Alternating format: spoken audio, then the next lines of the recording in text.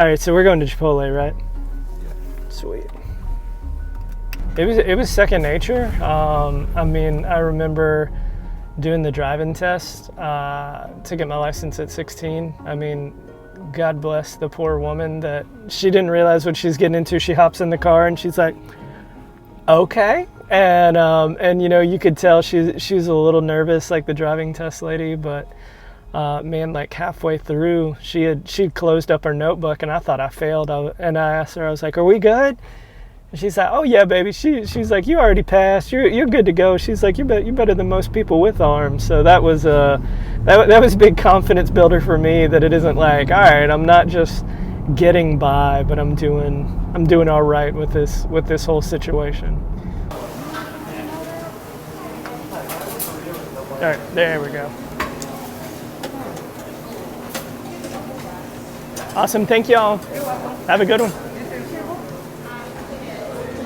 In meeting your like childhood friends for the first time. I do remember when I was working at the gym in college, and it was a girl that I worked with, and I told her that you and I were engaged, and she said, "Oh, that's cute. He'll be a great first husband." And my jaw kind of dropped. I'm a starter husband. Yeah, and I was like, no, he's like the one guy. Yeah.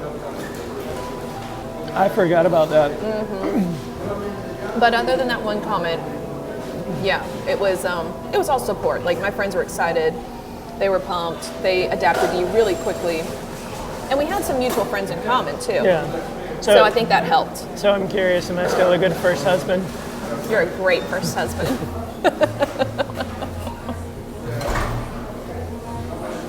I'll let the second know about you. Yeah. He's got a high bar to clear. Yeah, he does.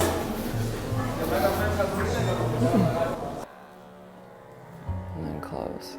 So I can open and close my hands like this much, but I can open and close them when I supinate and pronate, because those were how the nerves were transferred. But eventually I'll be able to open and close without supinating and pronating. So I thought this was something that I could use to just practice visualizing, and it's more of like practice my mind opening and closing my hand. So so much of this hand recovery is just neuroplasticity now, and having kind of like the nerves are transferred so I can move them, but in order to move them on my own, I just have to practice, you know, visualizing opening, so fully opening and fully closing. I'm gonna have to bend it like this. And I think it's been helping. But yeah, it's a cool little toy. And it's ironic, I go back to photos, and do you want me to get photos? So this is Happy Robin before I was bullied. This is my brother, he's 3.5 years older, and this is me.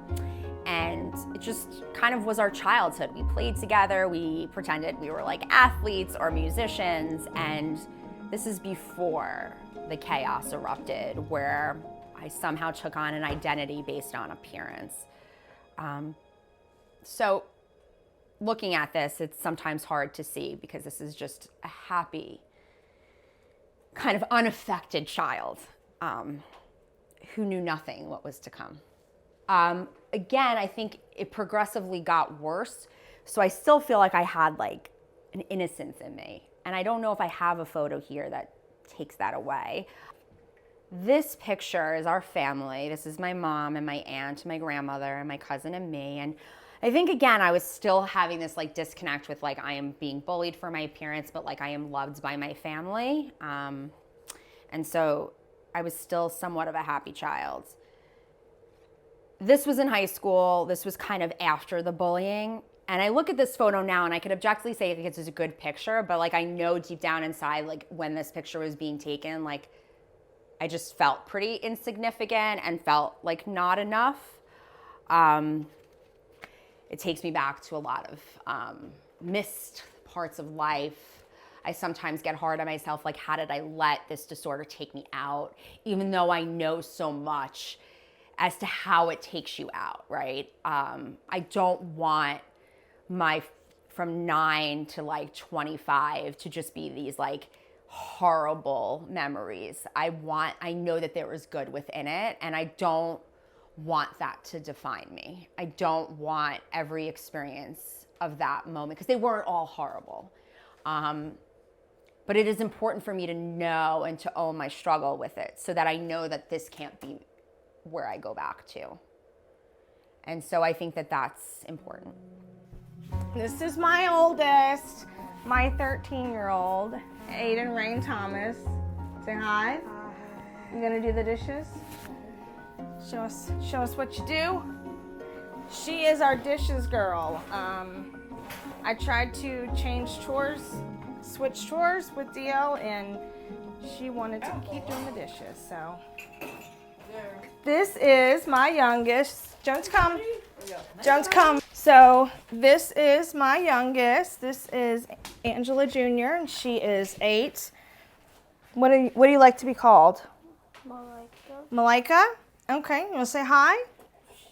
You want to tell them who this is? This is my dog. We have my pride and joy. This is DL, and he is tall. He is average height.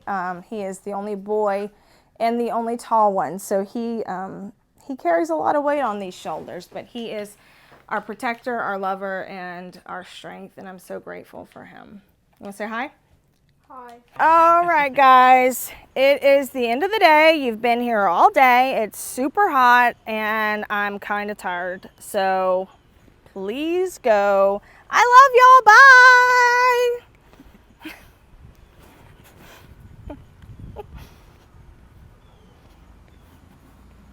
I said go, go!